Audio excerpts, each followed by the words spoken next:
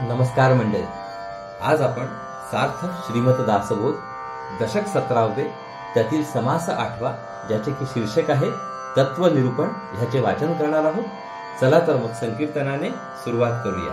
जय जय राम कृष्ण हरी, जय जय राम कृष्ण हरी, जय जय राम कृष्ण हरी, जय जय राम कृष्ण हरी, जय जय राम कृष्ण हरी, जय जय राम कृष्ण हरी, जय जय राम कृष्ण हरी, जय जय राम कृष्ण हरी, जय जय राम कृष्ण हरी, जय जय राम कृष्ण हरी, जय जय राम कृष्ण हरी, जय जय राम कृष्ण हरी, जय जय राम कृष्ण हरी, जय जय राम कृष्ण हरी, जय जय राम कृष्ण हरी, जय जय राम कृष्ण हरी, जय जय राम कृष्ण हरी, जय जय राम कृष्ण हरी.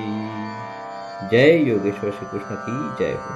जय श्री राम, जय श्री राम, जय श्री राम. जय जय रघुवीर समर्थ. चला तर मग सुरुवात करूया. सार्थ श्रीमद दासबोध दशक 17 समास 8 तत्व निरूपण. या समासात प्रथम 4 वाणींचे वर्णन केले आहे.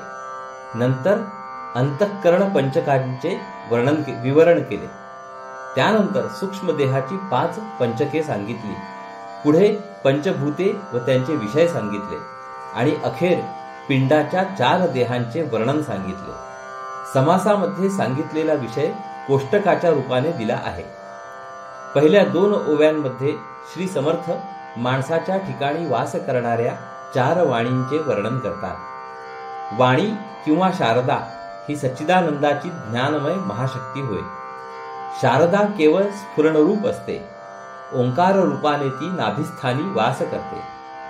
ती शुद्ध जाणीव रूप असून परमार्थ पदरात पडण्यास अनुकूल व्हावी लागते. पश्चंती ही दुसरी वाणी होय.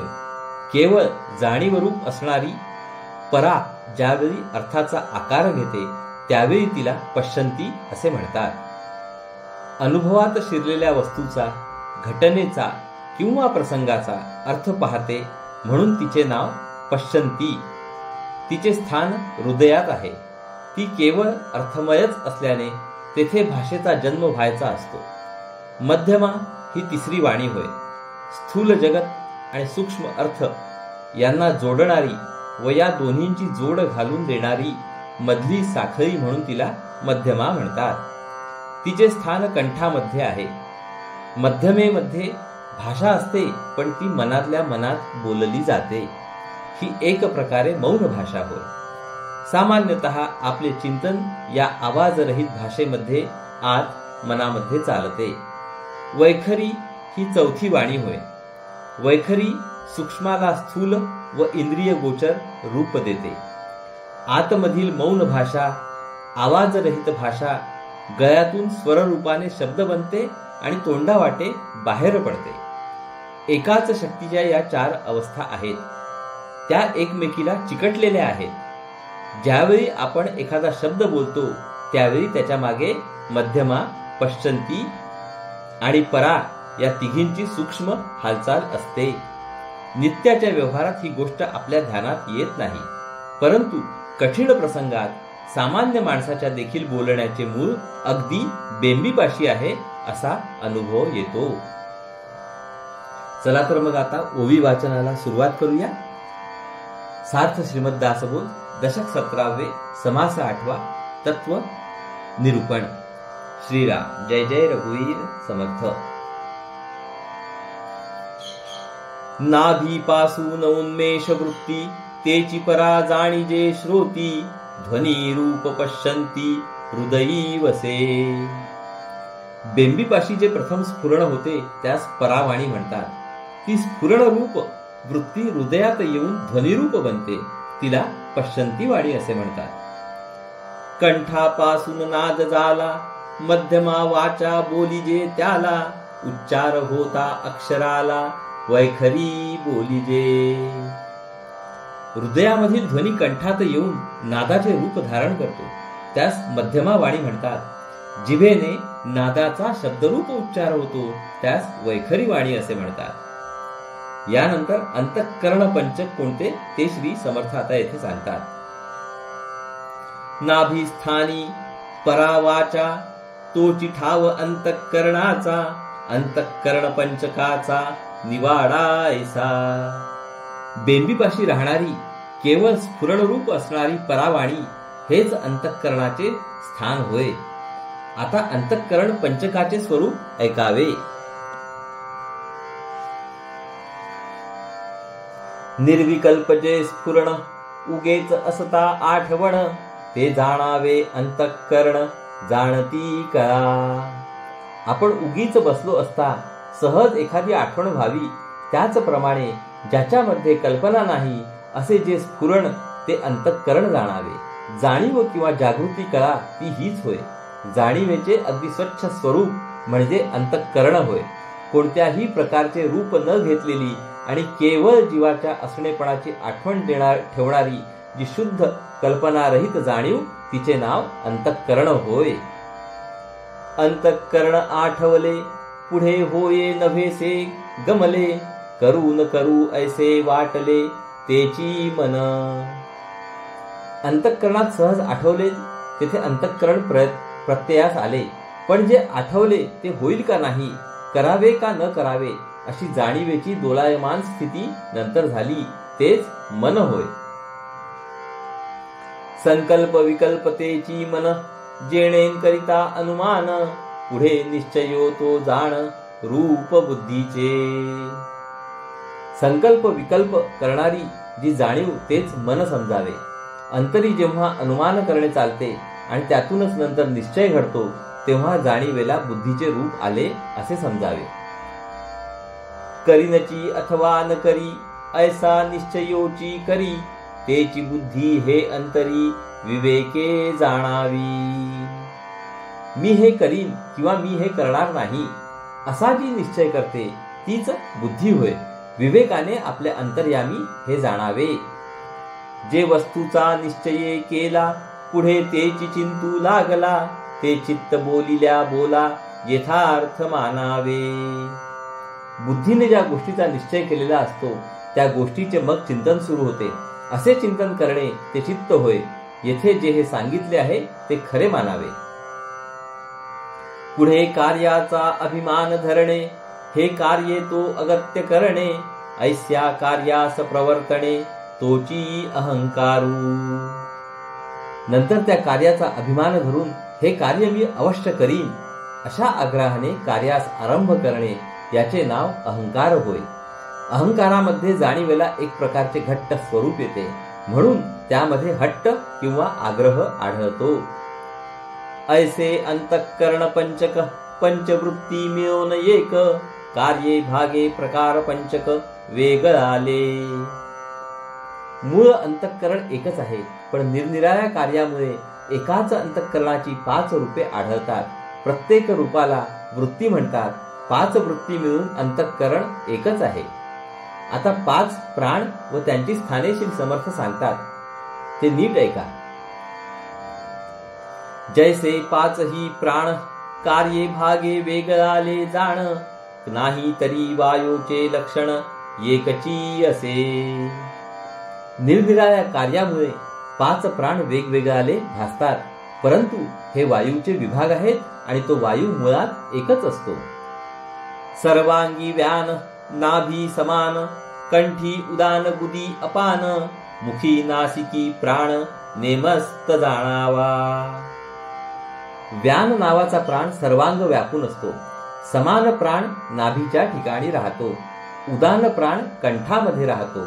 अपान प्राण गुदस्थानी वस्ती करतो आणि प्राण हा तोंडात आणि नाकात राहतो, हे निश्चितपणे जाणावे. आता 5 ज्ञानेंद्रिये व 5 कर्मेंद्रिये यांचे वर्णन श्री समर्थ करतात. बोलिले हे प्राण पंचक, आता ज्ञान इंद्रिये पंचक, श्रोत्र त्वचा चक्षु जिह्वा नासिक, ऐसी हे ज्ञानेंद्रिये.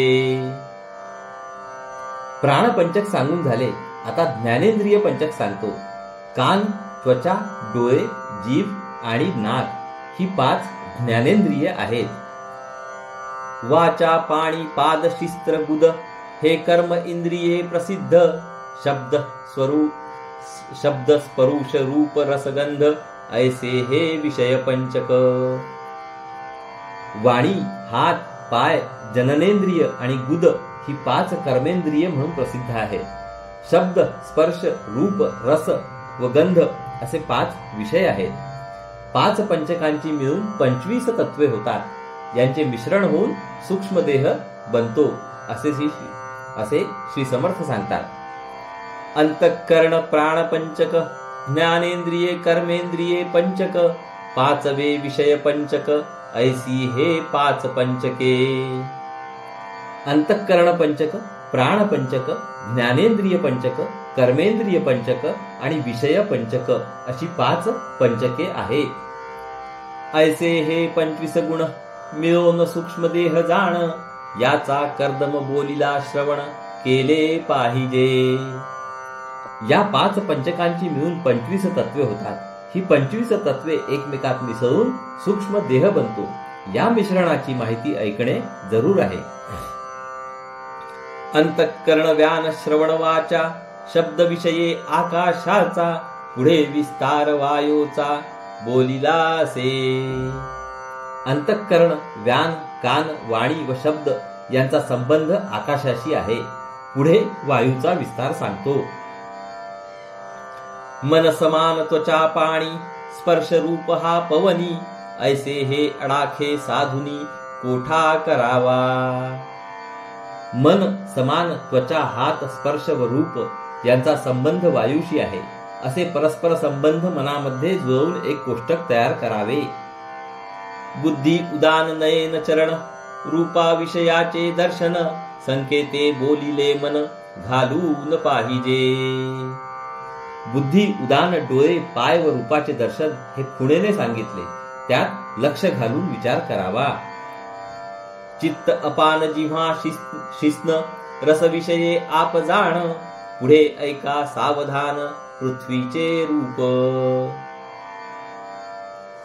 चित्त अपान जीभ, जननेंद्रिय आणि रस यांचा संबंध पाण्याशी आहे. आता पृथ्वीचे रूप सांगतो, ते लक्षपूर्वक ऐका.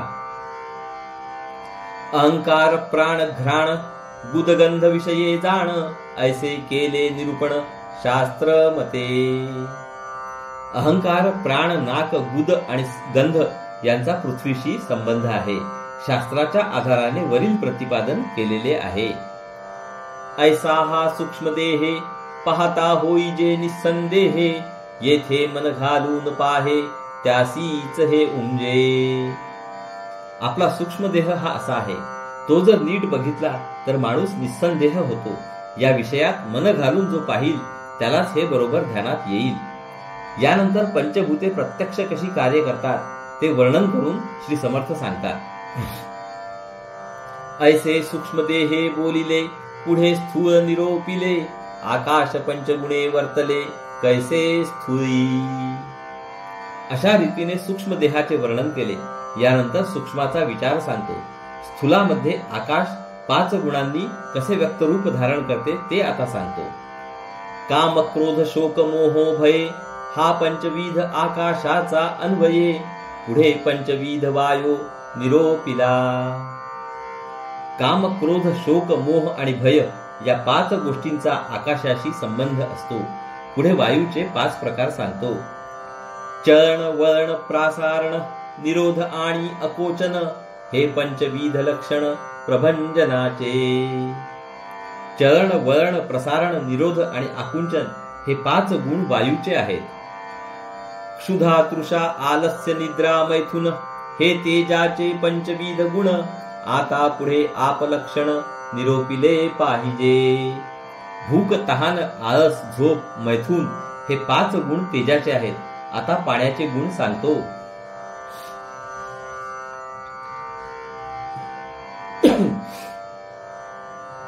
शुक्लित, श्रोणित, लाल, मूत्र, स्वेद हा 5विध आपाचा भेद. पुढे पृथ्वी विशद केली पाहिजे. रेत, रक्त, लाल, मूत्र व घाम हे पाण्याचे 5 भेद आहेत. आता पृथ्वीचे भेद स्पष्ट करतो. अस्ति, मांस, त्वचा, नाडी, रोम हे पृथ्वीचे 5विध धर्म. ऐसे स्थूल देहाचे वर्म बोलिले असे. हाडे, मांस, त्वचा, नाडी व रोम हे 5 पृथ्वीचे धर्म आहेत. असे हे स्थूल देहाचे वर्म सांगितले. पृथ्वी आप तेज वायो आकाश हे पांचाचे 25 ऐसे मिळून स्थूल देहास बोली जेते. पृथ्वी आप तेज वायू व आकाश या पंचभूतांचे 25 गुण मिळून स्थूल देह बनतो. आता कारण व महाकारण देह सांगतात. तिसरा देह कारण अज्ञान, चौथा देह महाकारण ज्ञान, हे चारी देह निर्शिता विज्ञान परब्रह्म ते. तिसरा देह कारण देह होय, हा अज्ञान रूप असतो. चौथा देह महाकारण देह होय, हा ज्ञान रूप असतो. स्थूल सूक्ष्म कारण व महाकारण हे चारही देह निरसन केले म्हणजे विज्ञान प्राप्त होते. जीव परब्रह्म रूपच बनतो. अशा रीतीने पंचीकरण करून आत्मनिवेदन करावे, मी पण नाहीसे करावे आणि भक्तियोगाने महत्कृत्य साधावे असे श्री समर्थ सांगतात. विचारे चौदेहा वेगळे केले, मी पण तत्वा सरिसे गेले, अनन्य आत्मनिवेदन झाले परब्रह्मी. विचाराने चौदेहा वेगळे व्हावे, तत्वांच्या बरोबर मी पण नाहीसे करावे म्हणजे परब्रह्माशी अनन्य आत्मनिवेदन साधते. विवेके चुकला जन्म मृत्य, नरदेही साधिले महत्कृत्य, भक्तियोगे कृत्य कृत्य सार्थक झाले. आत्मानात्म विवेकाने जन्म मृत्यूच्या चक्रातून सुटका होते. नरदेहात येऊन फार मोठे कार्य साधते. भक्तीच्या योगाने कृतकृत्यता येऊन जन्माचे सार्थक होते. इति श्री पंचीकरण, केलेंची करावे विवरण, लोहाचे झाले सुवर्ण परिसाचे न योगे. पंचीकरण येथे संपले, त्याचे पुन्हा पुन्हा विवरण करावे. परिसाशी स्पर्श झाल्याने लोखंडाचे सोने होते, त्याचप्रमाणे पंचीकरण विवेकाने जीव ब्रह्मस्वरूप बनतो. हा ही दृष्टांत घडेना, परिसाचे न परिस करवेना, शरण जाता साधू जना साधूच होईजे. पण हा दृष्टांत देखील अपुरा आहे. परिसाला परिस बनवता येत नाही, परंतु माणूस साधूला शरण गेला तर तो स्वतःच साधू बनतो. साधू स्वतः परब्रह्म स्वरूप असतो. शरणागताला तो स्वतःसारखा परब्रह्म स्वरूप बनवून टाकतो. इति श्रीदासबोधे गुरु शिष्य संवादे तत्व निरूपण नाम समास 8वा. तर श्रोते हो, अशा रीतीने आपले येथे दशक 17व्या मधील समास 8व्याचे वाचन पूर्ण झाले आहे. हरिओम तत्सत, हरिओम तत्सत, हरिओम तत्सत. हरे कृष्ण कृष्ण कृष्ण हरे हरे, हरे राम राम राम हरे हरे, हरे कृष्ण कृष्ण कृष्ण हरे हरे, हरे राम राम राम हरे हरे, हरे कृष्ण कृष्ण कृष्ण हरे हरे, हरे राम राम राम हरे हरे, हरे कृष्ण कृष्ण कृष्ण हरे हरे, हरे राम राम राम हरे हरे, हरे कृष्ण कृष्ण कृष्ण हरे हरे, हरे राम राम राम हरे हरे, हरे कृष्ण कृष्ण कृष्ण हरे हरे, हरे राम राम राम हरे हरे, हरे कृष्ण कृष्ण कृष्ण हरे हरे, हरे राम राम राम हरे हरे, हरे कृष्ण कृष्ण कृष्ण हरे हरे, हरे राम राम राम हरे हरे, हरे कृष्ण कृष्ण कृष्ण हरे हरे, हरे राम राम हरे हरे. जय योगेश्वर श्री कृष्ण की जय हो. जय श्री राम, जय श्री राम, जय श्री राम. जय जय रघुवीर समर्थ. चला तर मंडळी, पुढील भागात परत भेटूया. नमस्कार. हरिओम हरिओम हरिओम हरिओम.